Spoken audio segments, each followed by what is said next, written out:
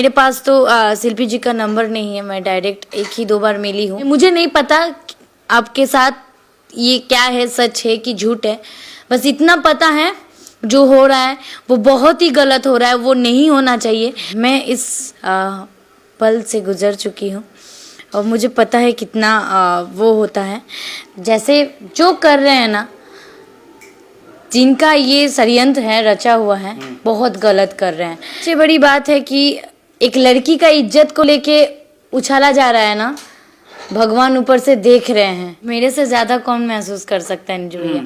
तो जी हाँ दोस्तों, आप सभी को बता दें कि आप सभी ने कैसे देखा कि त्रिशाकर मधु ने शिल्पी राज का सपोर्ट करते हुए कितना बड़ी बात कह दिया है। जी हाँ दोस्तों, त्रिशाकर मधु का जब इंटरव्यू लिया गया तो इंटरव्यू में जब पूछा गया कि शिल्पी राज का वीडियो वायरल हो रहा है उसके बारे में आप क्या कहेंगी, तो जी हाँ दोस्तों, आप सबको बता दें कि शिल्पी राज के खुली सपोर्ट करते हुए त्रिशाकर मधु ने कहा है कि जो लोग कर रहे हैं वो लोग बहुत गलत कर रहे हैं और किसी का इज्जत प्रतिष्ठा लेना बहुत गलत बात है और इस रास्ते से तो मैं गुजर चुकी हूं। हालांकि जो स्टार बनता है उसको शोषण करने के लिए, उसको मार्केट में गिराने के लिए ये लोग ऐसा करते हैं।